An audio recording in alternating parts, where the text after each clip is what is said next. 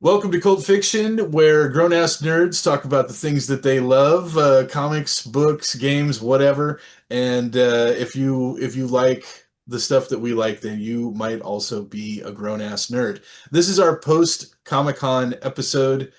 We just got back, and the only one who wasn't able to go was Bueller. But he's going to kind of run the show. He really manned up tonight. He's got a Thunderdome for us. He's got some trivia for us, and he's got some questions about some of the stuff that we saw. So I'm just going to hand it over to him. So I was really bummed out to not go this year. I text Eric. I got a new phone. I lost my text message, but maybe Eric can help me out with this. This was my year to go, and I didn't go, and I'm very, very bummed out about that. There were so many booths that I wanted to see, so many collectibles I wanted to grab, and and people and panels and things that I should have been there for, and I wasn't. So I'm We got you all your collectibles, right? Did we get you all your stuff? The Alex came through. I Yep. appreciate you, Alex. I was going to get into that. Yeah. So thank you for that. I really appreciate that. But man, Dungeon Crawler Carl apparently was a big hype this year, which I expected it to be, and apparently was bigger than expected. They had like a donut truck outside. I saw pictures I of didn't like see that. there were like Yeah. so all the Carl cosplayers were coming out to go to the donut truck, and there was like so many dudes in heart boxers walking out. I mean, like I'm talking like 50 plus people just walking out of the building to go and do this. Collectibles wise, right before SDCC, and I'm sorry for the spoilers. X-Men had their latest episode drop with Gambit becoming Death, and there were tarot cards out there None of us have for seen it. Gambit. Uh, It's too bad. Spoilers. sorry, Spoilers. sorry, I said spoiler. I said spoiler. But La damn, la la la I didn't la. watch today's episode, so I don't know what happened. But there were tarot cards for Gambit becoming Death. Um, the comics.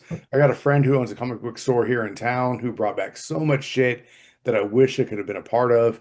There were panels for the upcoming DCC show. Of course, you got Doomsday coming out. That would have been phenomenal to be a part of that panel.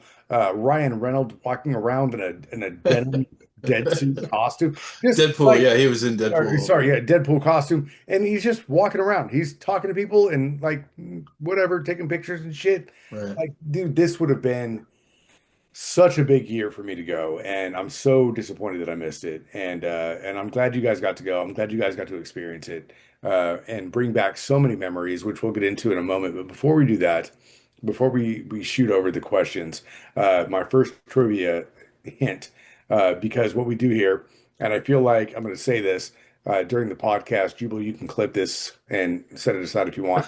What we do Okay. here what we do here is we drop clues during the podcast for a movie, and they're simple clues, and we drop five. And then the idea here is that the people on the podcast will try to figure out that movie from the five clues, and you can play along at home. And the people on the podcast will generally text in what they think their Our actual movie guesses. is. Yeah. Yeah, of the movie, their guesses. And we don't say what it is until we're all done. Play along at home. We put the clues up on the screen, which Jubal does very well. Um, I, I watched the podcast recently and I was like, we're just dropping clues, not saying shit like we've been doing. So that's what we're doing. So we're trying to figure out a movie here. I'm going to drop clues for the movie. Play along at home. If you guys can figure this out, text me. If you can figure it out and you're watching, put it in the comments. First clue is Chinese food. Succulent Chinese meal. Chinese food.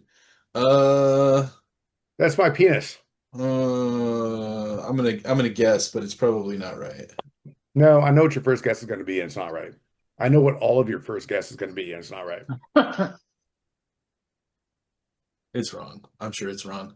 By the way, I just want to say real quick, Joe, before you get into the question stuff, Joe, for my birthday, gave me the first Dungeon Keeper Carl book, and I started reading it on the road to Comic Con, and I'm almost completely done with it. Like I read probably, 90% of it at Comic-Con. So that should tell you something about how much I liked it, right? Because there was a lot going on. Man, I'm fucking happy to hear that. I'm that happy is to hear a that. that is a really fun book. It's a lot of fun. If Yeah. you haven't read Dungeon Keeper Carl, it really is a lot of fun. It's also Dungeon Crawler Carl. Crawler, Carl. Sorry, So, Dungeon so Crawler. Jubal didn't read the cover, just Dungeon Yeah. read the Crawl. All right, take it away, sir. All right, we'll start with Alex because Alex didn't know what he wanted to talk about. So that's why I'm targeting you right now. So, as far as Comic-Con goes, we already talked about on the last episode, like how you have to prepare like a year in advance to do this. You need lodging, you have to Mhm. prepare transportation, you have to have your finances in store. You kind of have a map, an idea of what you're going to do. So, once you got there, once you walked in the building, what really stood out to you when you were walking around? I mean, it's like at this point, it's, we've been doing it so long that there's generally no real surprises. I can say We're that like seasoned if veterans. like if it is like your first time, you're probably just going to be shocked. You know it's crowded, but until you get into the building and get onto the show floor, you're not really aware of just how packed it's going to be. Like if you're the kind of person that gets freaked out like at the mall because there's too many people, this isn't going to be the place for Yeah, you. pack some blinders. Right, right. So it's just, I mean, there's a lot of people, and it's just sort of like some of the panels you go into, you're sitting down and everything, and it's just like, depending on who you are, some people have a problem with it, just being constantly in contact with a stranger, just like Right. your shoulders up against them and everything. If that, is not something you want to deal with, yeah, you're just going to have to prepare for it. So it's just sort of like, there's just so many people.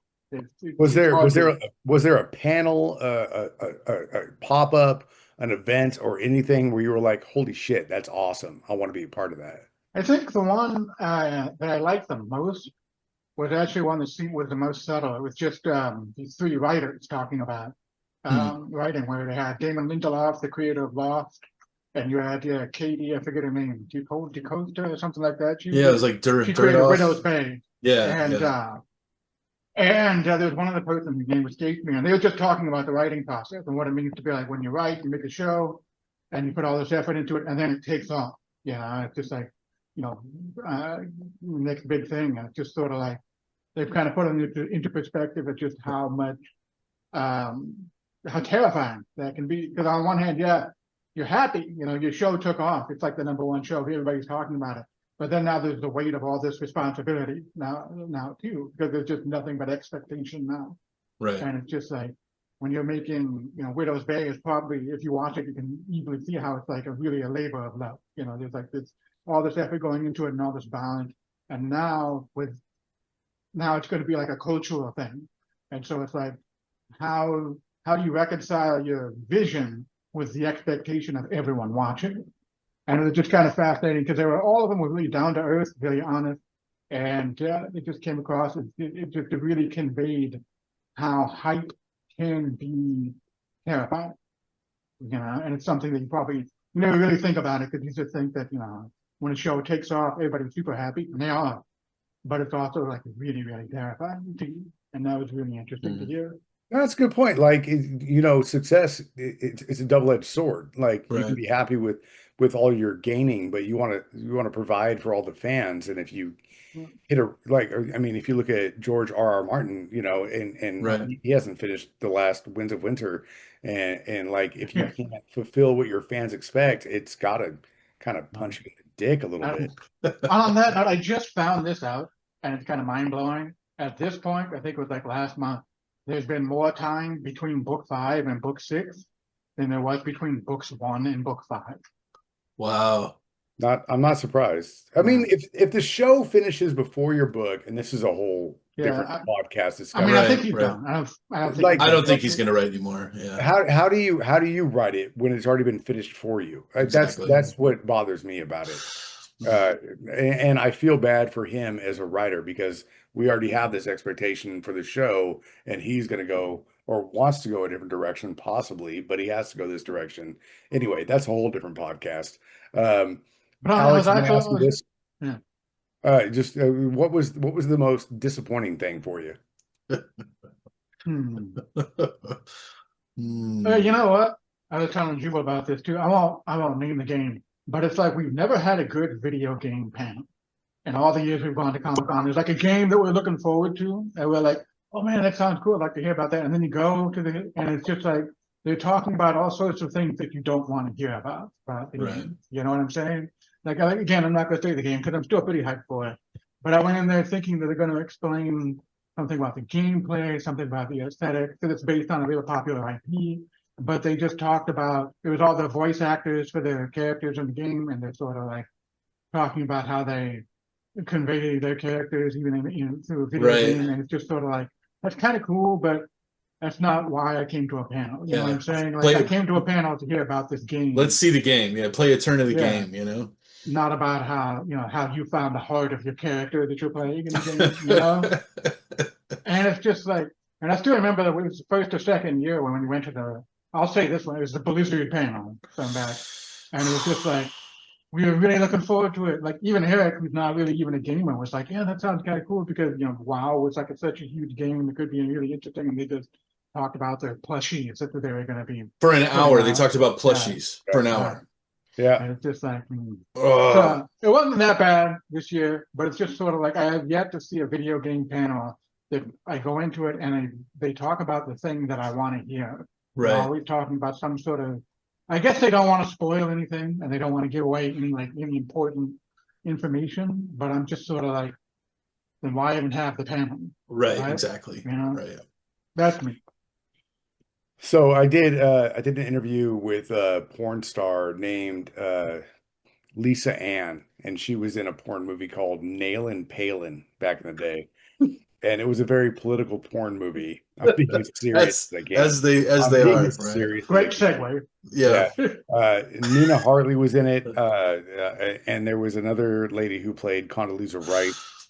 Hmm. And there was also a president at that point in time. And we were supposed to push the movie on the radio show, but all Lisa Ann wanted to do was push her Penthouse channel.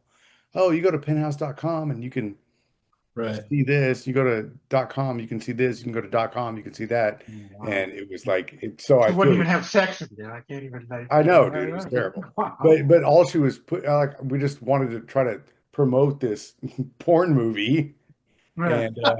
and all we were getting was like, Yeah. go to .com and subscribe. Right. So I Right. feel exactly what you're saying, Alex. Exactly. Yeah. I Yeah, they're think very similar. Those two Very experiences. similar. Yeah. Like yeah, literally the same. yeah. Let's get a clue. Let's get a clue number Next two. clue is first. Okay, nobody got it.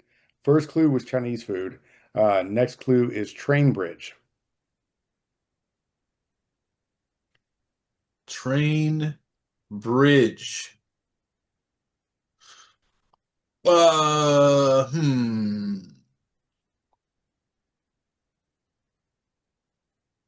Yarp, yarp. Moving on from there, Alex and Eric, you guys both had pretty specific moments you wanted to remember here. So Eric, Yeah. go ahead and jump in. Jubal. Oh, Jubal, knock it out. Yeah, it Oh, was Jubal and Eric. me. Okay. So, yeah, I have a story. I have some photos. So, Multimedia. yeah, this is going to be a multimedia presentation. I prior to this Comic-Con, I had never paid for an autograph from anyone. I don't really care about autographs. Oh, Right? all right. Autographs are like whatever. It's like somebody wrote on something. It doesn't mean anything to me. We found out though that the entire cast of Aliens was going to be at this Comic-Con doing a signing. Oh And shit, like that's Sigourney rad. Weaver. Minus Sigourney Weaver, but Michael Biehn, like everybody. Did you get data? You got data? No, not Data. So they were all going to be there. Not data. Bishop. That's what No, no, not yeah. I don't know what you're talking about. Star Trek. So we were like, oh, let's maybe we'll do that, but the line was ridiculous, right? So we were like, whatever. So this is the first half hour of the first day of Comic-Con. I just walk out onto the floor, and I'm just kind of strolling around. I'm looking around, and there is a booth, like an Aliens art booth, right? And I look and I see Jeanette Goldstein, Vasquez. And Okay. she's like sitting there talking to somebody. And then I see William Hope, Gorman, Lieutenant Gorman. And then I see in the back Drake is got like a straw hat on. He's like leaning back, like reading something, right? And then Frost is there, like talking to somebody. It's like, some portion of the cast of Aliens. And I'm like, there's no line, there's nothing, right? So this is maybe 45 minutes before the signing is supposed to start, right? It's 10:15, signing starts at 11. And I just walk up and there's a guy there. He gets a signature from Vasquez, and he walks off. And here I am with Lieutenant Gorman and Vasquez, and there's nobody there. Like, here's the thing: we just got done talking about how crowded Comic Con is. It's shoulder to shoulder, wall to wall, and for like 10 to 15 minutes, I stood there and talked to these two guys, these two people, and nobody interrupted us. Nobody walked up. Nobody said anything. Like, there was like a force field. It was the craziest. It was the weirdest thing. So I got to talk to Lieutenant Gorman and Vasquez, and they had a picture there, and I got it signed by both of them.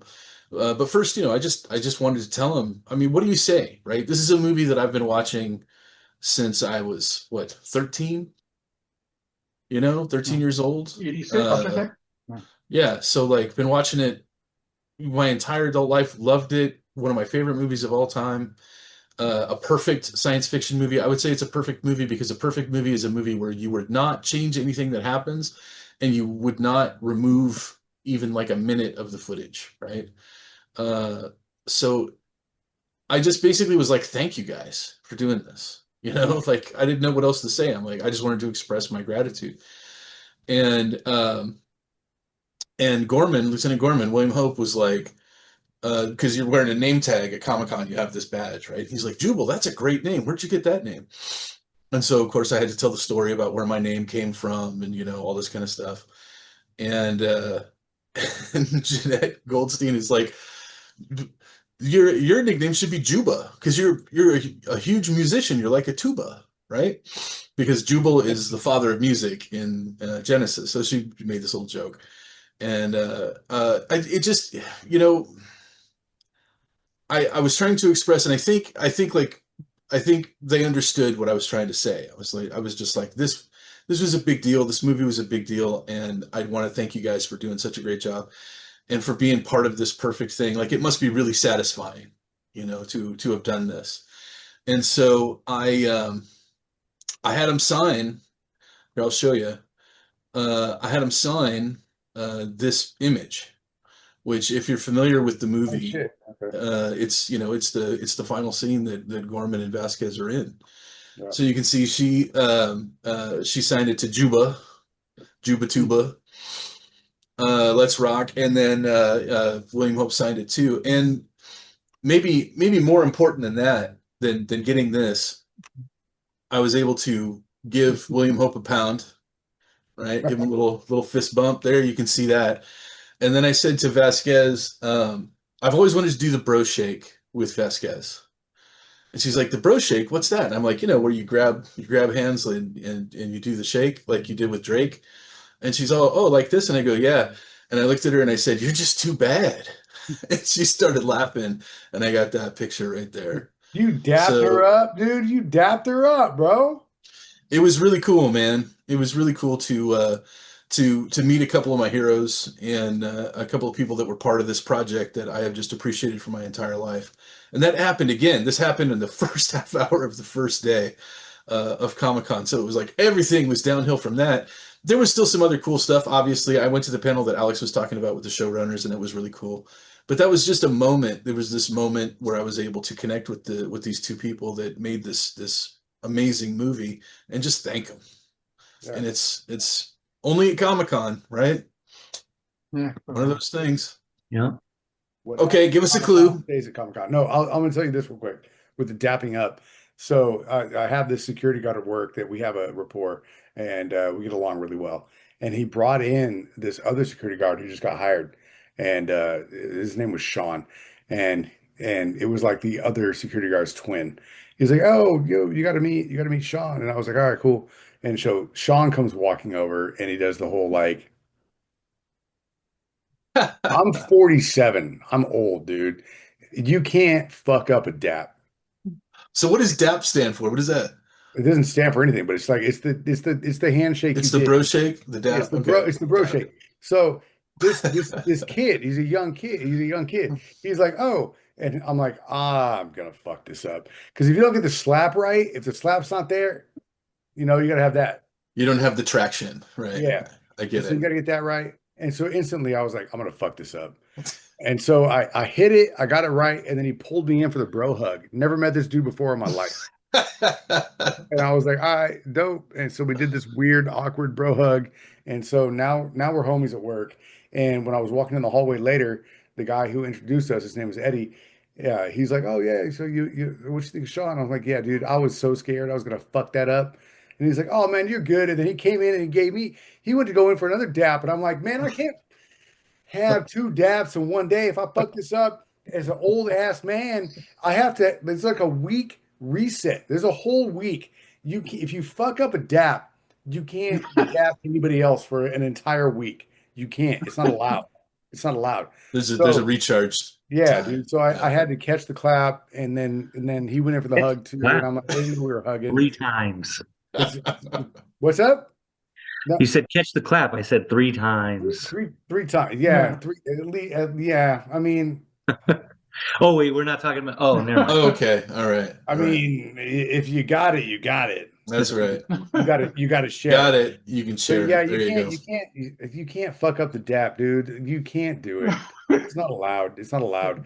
All right. So your next I got clue a is I got a buddy of mine who met Bruce Campbell at a con somewhere, and to this day he will tell you the story about Bruce Campbell's handshake. And it's just like he has a whole story about it, man. And it's just like he said, like Bruce Campbell, like I didn't introduce myself to him. I said, and he just looked me directly in the eye, and he never broke eye contact. He never broke eye contact once. And he lifted up his hand, and his hand went up to his ear, and he just threw his hand out, and he never broke eye contact. And his hand just slapped my palm so hard it made the loudest sound. It was just the perfect thing.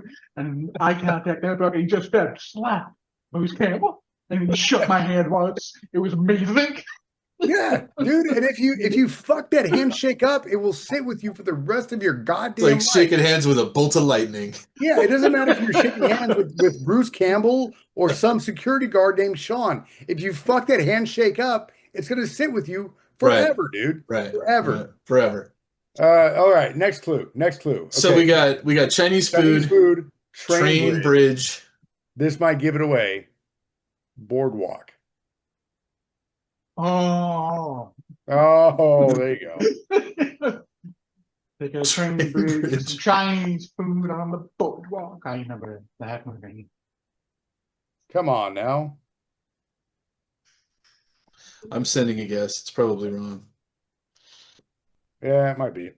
Uh, It might be. Okay, so Eric, you have your follies, lollies, and everything else, right? Yeah, yeah. It was uh The Toys That Made Us. It's a Netflix show. They did the movies that made us. They've done some other stuff. They did a thing. It was called like Game Breakers or something. It was basically the games that made us, essentially, you know. mhm, mhm. Well, they did a panel that was called Beloved Blunders, which is some of the toy lines or individual toys where you just cannot believe somebody said green light. Yeah, Yeah, go let's ahead do and make that. that. I was in this panel, so I can attest to the truth of everything Eric is about to say. Yeah. So this is the second Yeah. year in a row something like this has happened, right? So the first last I year was the like the WWE. premise of it. I really like the premise of it. Oh, it was great. Yeah, no, it was very cool. It was in the WWE panel last year, and I think I might have told a story on here where they were talking to Jey Uso, who had he had won the Royal Rumble this year, he had won the world title, all this stuff, and they were like, you exactly that. You won the Royal Rumble, you went to WrestleMania, main evented, won the WWE Championship, like you've done all this stuff. What's next for you? And then for some reason, I just yelled out a cookbook. And I remember this. I remember this. and Like just fucking you made it on the stream for that. yeah, it made it on the stream, yeah. And just the place lit up. So what happened here was they were going over these insane toys, and then they were doing periodically they were doing trivia. They were like, okay, what character this, that, or the other is multiple choice. So the second question was, which WWE wrestler has a wrestling figure where basically the play function is that it sweats, right? And it was like A, Stone Cold Steve Austin, B, John Cena, C, Hulk Hogan, D, Roman Reigns, something like that. And I was actually surprised. Nobody was answering because they said you can yell out the answers. You can yell out the answers. And nobody was answering. And so I just yell, I yell out, A, it's Stone Cold Steve Austin. And the guy was like, because he's trying to hear people. And he's like, I got A over here. He says A. Is he right? Anybody else? And I was like, I literally have one.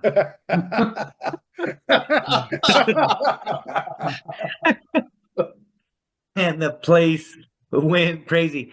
And then he was like, wait, you have one? And I was like, yes. And he's all, stand up. Stand up. Where are you? So I stood up and I was like, yes, I'm the guy who has a sweating figure, action figure that sweats that's like 30 years old. That was awesome.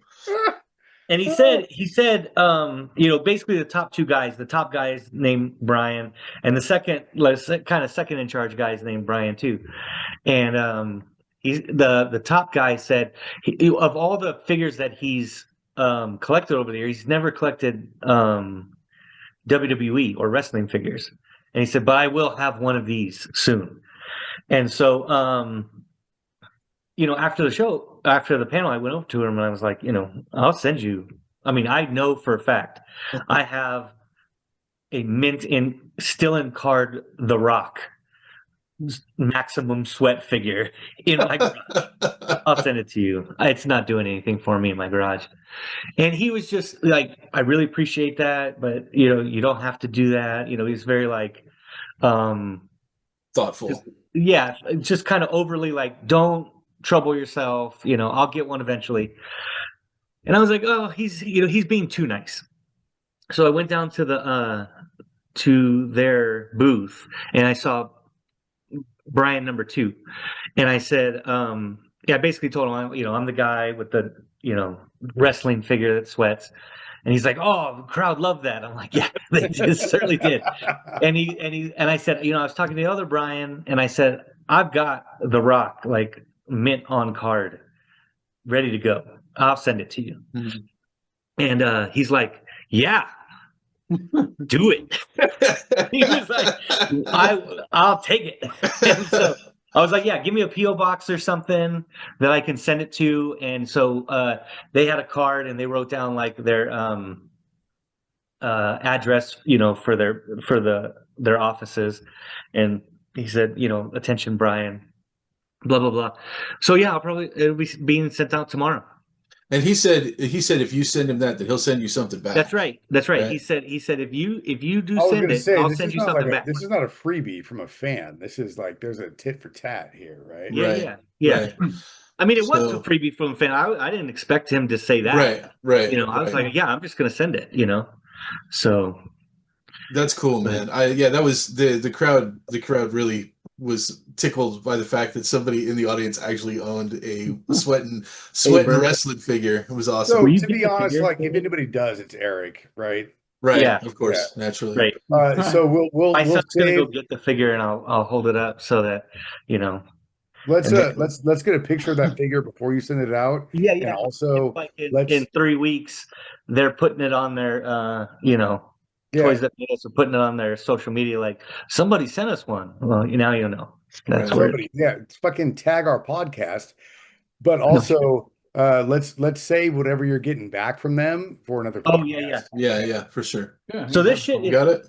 This shit is minty, bro. Look at that. This is 30 years old. Almost. Wow. Oh, there you go. Wow. This thing is like, and I've got a Ken. And it comes. Is that a bottle of sweat? Yeah. I think it's what you're supposed to official Federation Sweat, it says. Because this is still WWF. Right. That's You know the what's funny Rock's is I have a bathwater. Ken Is Shamrock what it is. also. I have a Ken Shamrock also that I'm just going to send so that they know there was a series 2. Wow. Right. They didn't stop. They kept going. The idea, Amazing. yeah. So it kept on long enough for that to happen. But the sweat has to be official. It's Right. got to You be. got to use the official sweat. So somebody said that they at the panel they said they thought that initially it was probably supposed to be something that you could put water and food dye in and make it look like blood, like they were Right. bleeding. Right. But then, like, of course, all the mom they That's a figured little too the moms edgy for the freak moms. out. Yeah. Yeah. That's a little too So, much. You got another clue for us, I Joe? have another clue. Yeah. So we had Chinese food, we have train bridge, we have boardwalk. Your next clue is Nanook. Nanook. Oh, I gotta hold on. I gotta send my yeah. chop. Nanook. Don't go anywhere, little shit. Nanook. Nanook. Nanook of the Oh, North. Um, Alex got it. I am it's on stumped. the tip of my tongue. Nanook. Alex nailed it. Okay. I'm. What I'm. about Nanook Nanook? Does that help? I don't know. Yeah. I don't know. Okay. So I will tell you this, aside from me not being at Comic-Con this year, which I was very bummed about because I saw all the panels that were happening and all the trailers that were happening and all the panels and like I was sad. I was very sad. But Alex came through and got me a Dungeon Crawler Carl figure. He also got me a print. He got me a bronze asshole loot box that came with a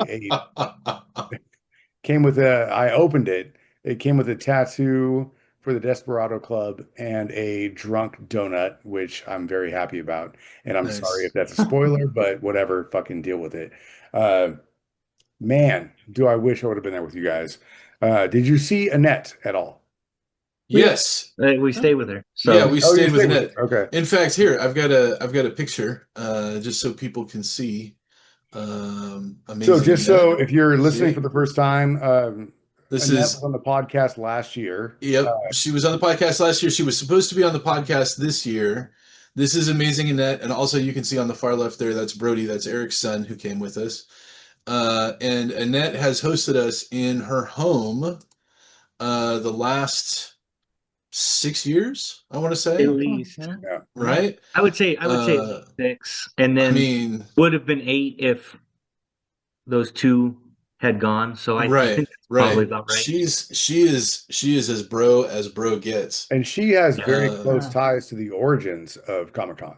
yeah, actually, the night, Yeah. so the night after we left, she had dinner with Bud Plant, who was one of the Yeah. founders of Comic Con.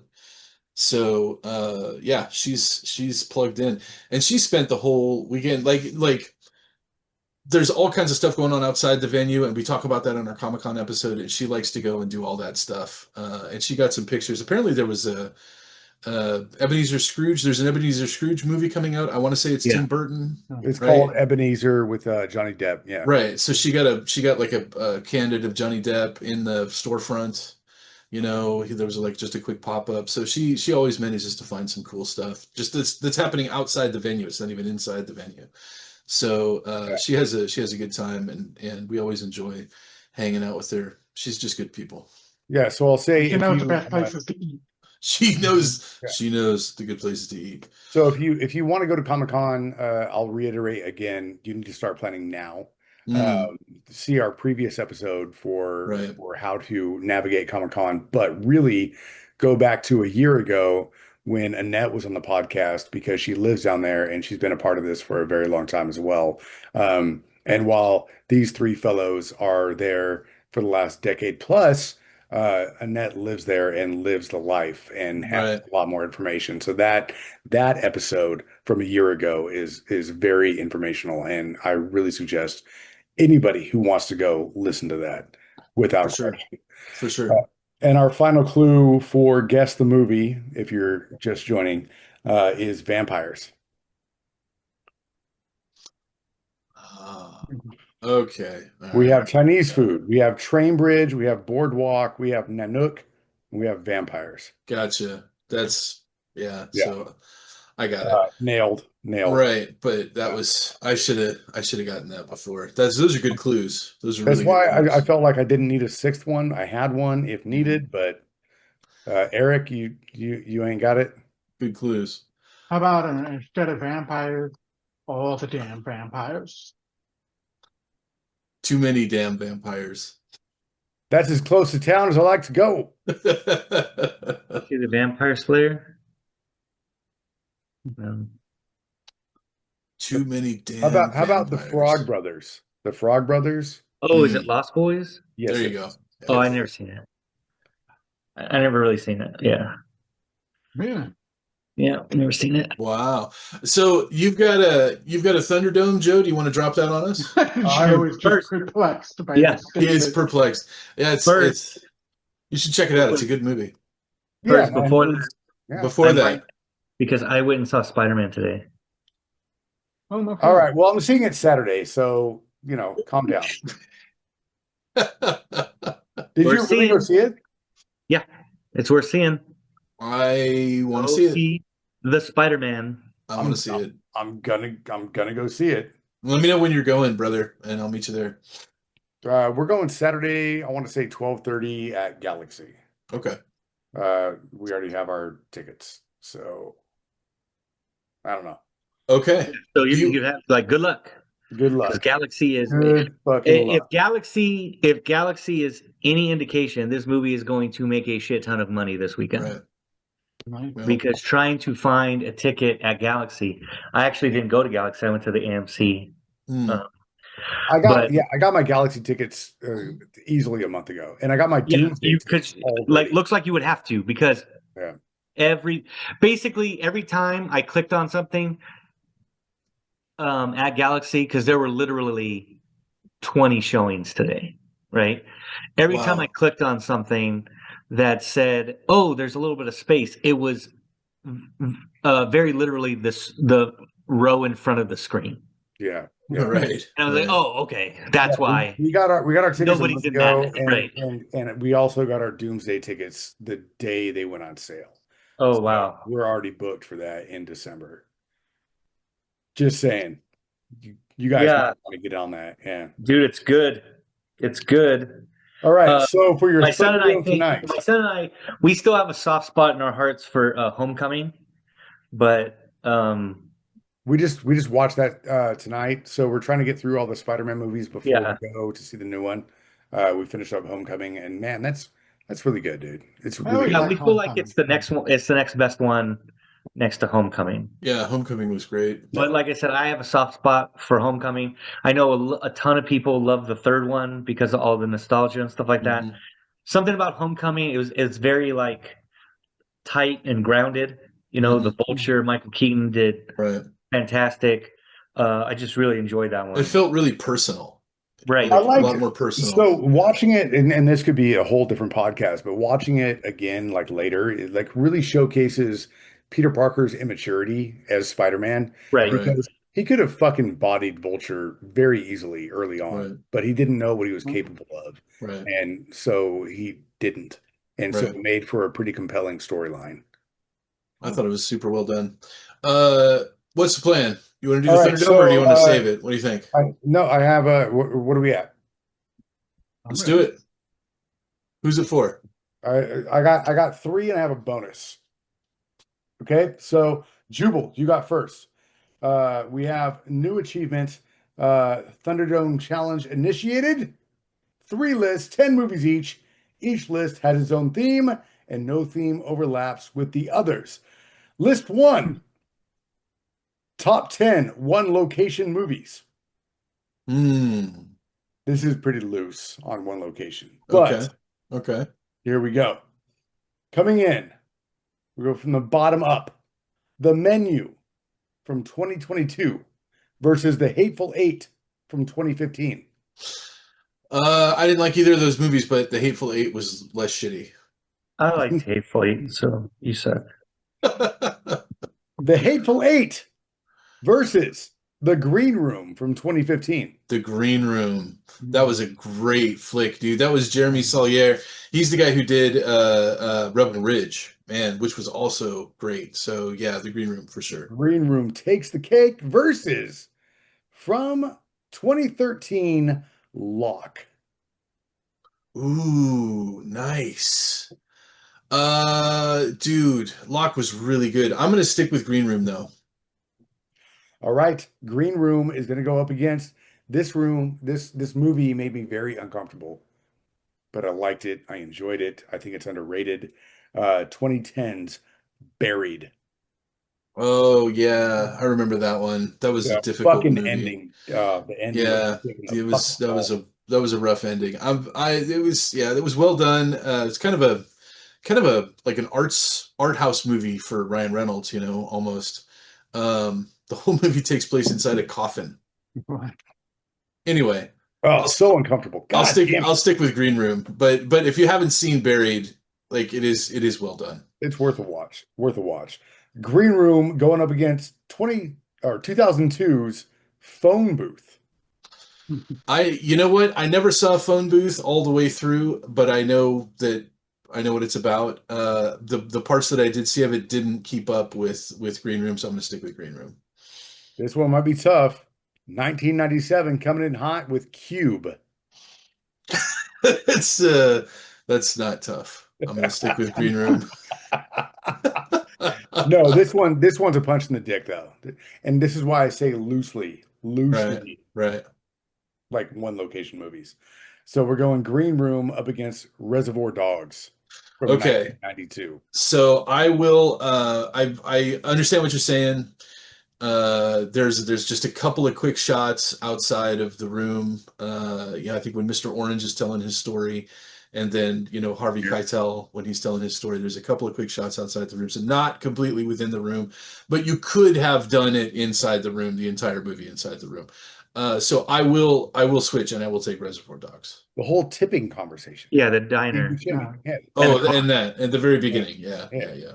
All right, Reservoir Dogs is going to go. This is another tough one, in my opinion. Up against Breakfast Club from 1985.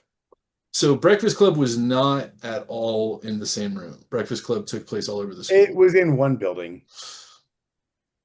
I will. Reservoir Dogs is as it far was- as I'm willing to go If you outside want to the. get technical, so does Green Room, Yeah, it's yeah, outside. yeah. But I will say Breakfast Club was a great movie. Man, that's hard. You know what? I'm gonna go Breakfast Club. Screw it. Breakfast Club. Okay, and you are a connoisseur of film, and so you have to go up against 1957 12. 12 Angry Men. 12 Angry Men takes it. That is the best single location movie ever recorded. Also on my top 3 movies of all time. If you have not seen 12 Angry Men, you should do yourself a favor and watch it. It's amazing. And with that, there's nothing else after that, right? You don't That's have it. That's it. Angry Men takes it. Eric, you are up next, sir. Okay. You have the. Could you try again? We can't. What is happening? That was a good list, by the way. Siri, I said Eric. Try again. Stop. Stop it. I found this on the web. No. What the Oh fuck? no, you right. found my Is it content on a Lisa Ann movie? It is. Nailin' Palin. All right, Eric, you got top 10 desert survival movies. Wow. survival movies. Okay, Yeah. Okay. I don't know if I could name 10. No, well, I got you here.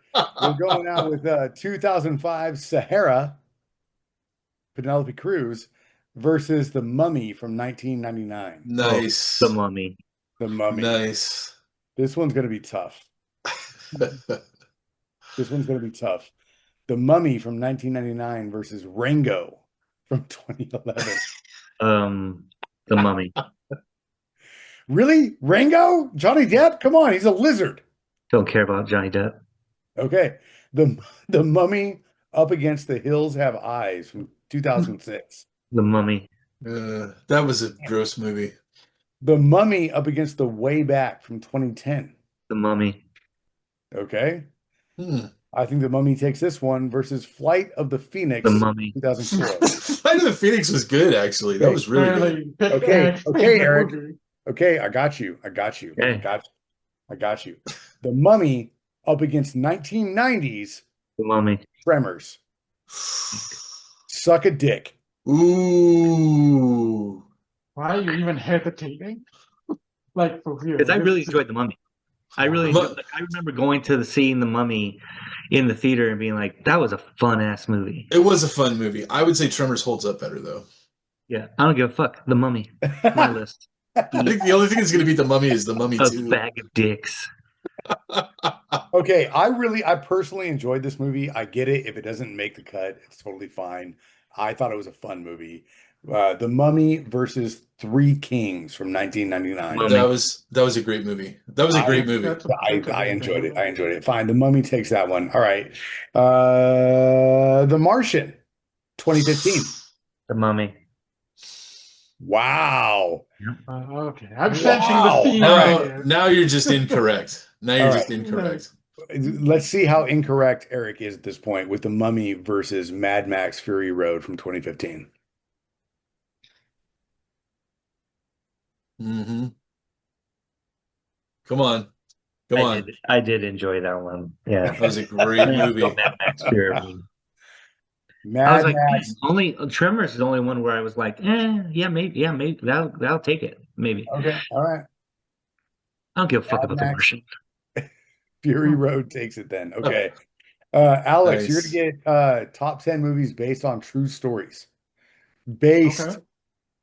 Loosely based. Loosely based. Loosely The based on Yeah, insane narrative liberties taken. Yeah. Yeah. We're going to go with Catch Me If You Can from 2002 up against The Big Short from 2015. Oh, The Big Short was good. Yeah. Oh, I like that one. I yeah. really like that. I'm gonna go with Catch Me If You Can. Okay. That was Christian Bale, right? The Big Short. Big Short had A lot of people in it. I'm thinking, yeah. I was thinking it had what's his nuts from The Office. I was thinking of Margin Call. Didn't it? Margin Call and The Big Short are really similar. Yeah. The Big Short is the one with Christian Bale. Let's see. Catch Me If You Can going up against Black Hawk Down. Got to say that slowly. Don't say it fast. I did like Black Hawk Down. Yeah, but I'm gonna go with Catch Me If You Can. Tom Okay. Hanks. That was a There's good movie. Catch Me If You Can was really good. Honestly, if you look up the story behind Black Hawk Down, there's some interesting lore behind that. Yeah. Not for the faint of heart. My understanding is, as far as true story goes, it's actually pretty accurate. It's pretty accurate, except for they had to change the main character's name because he got in a bit of trouble for doing things that are not acceptable. Right. Gotcha. Yeah. So we're to keep Catch Me If You Can and go up against The Imitation Game, Oh yeah. 2014. That's Cumberbatch, right? That was good. Not to be confused with Yeah. The Crying Game. I'm gonna say that Catch Me If You Can still nearer and takes it. Okay. All right.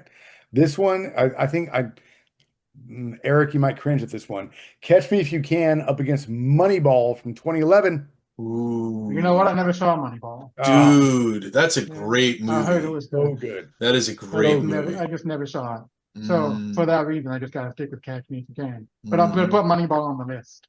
yeah. You got to watch it. All right. Catch Me If You Can up against The Social Network from 2010. Mm. Okay. Now I'm gonna change it because I'm gonna go with The Social Network. Yeah, that was Okay. really, I thought that was really good. Man, that is the longest the number 10 has hung on in one of these lists, honestly.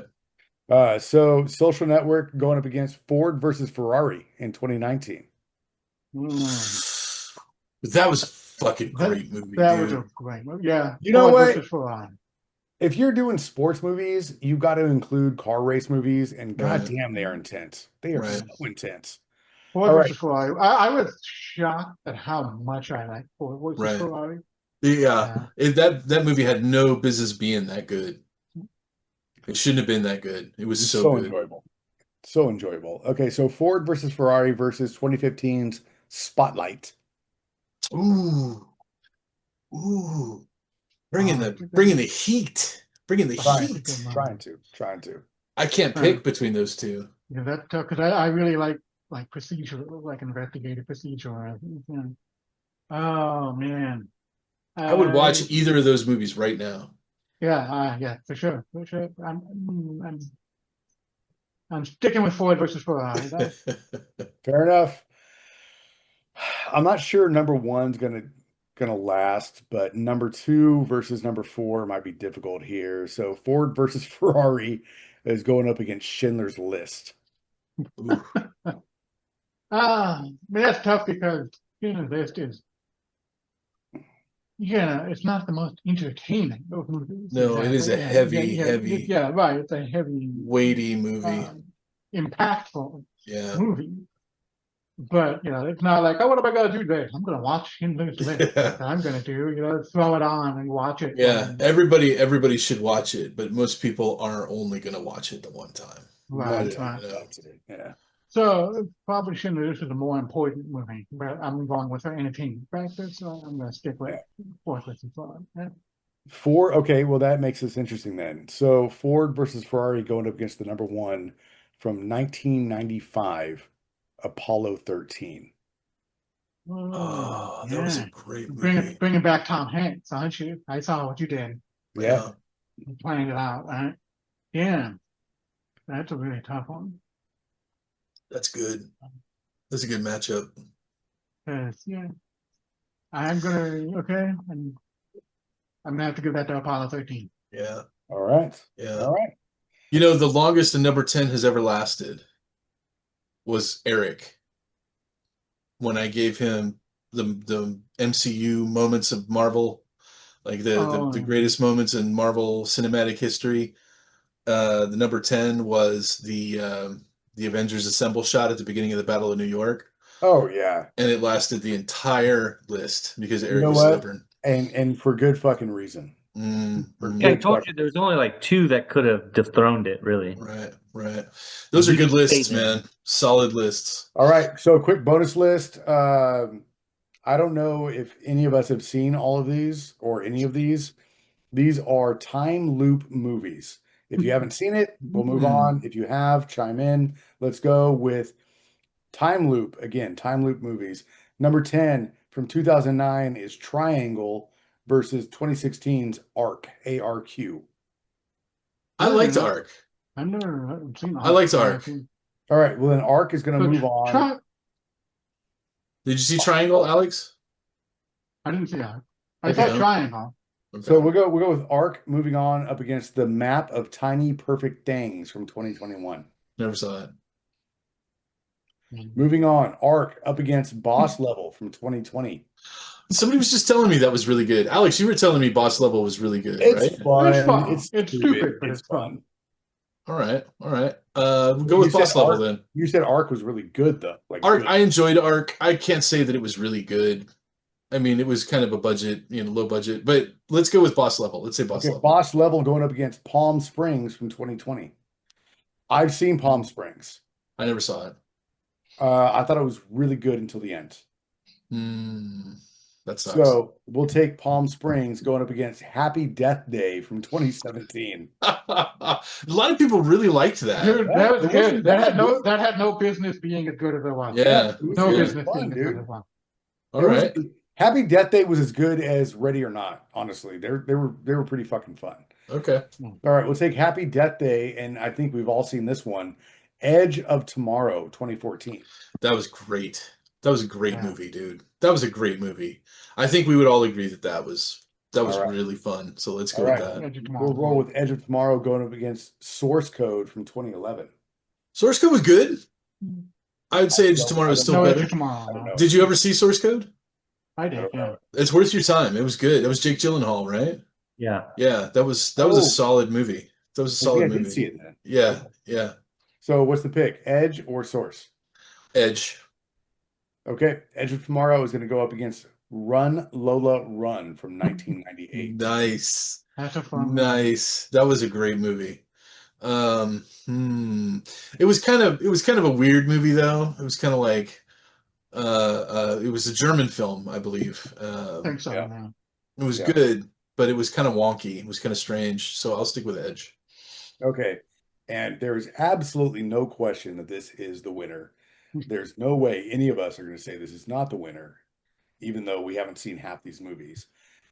If we had seen all these movies, this would They still would win. still lose to Groundhog Day. 1993, the basis for time loop movies, Groundhog's Day. Groundhog's Day was awesome. Yeah, It Eric was already super called good. it. You Eric already called it. Yeah, that was like the epitome of time loop. Yeah. It was I great. wonder what the first time loop movie is. Or the first time loop story, even. I mean, Run Lola Run was what was it? 80 something? 98. Oh, it was 98? Really? I Wait, thought it hold was on, really- hold on. 98.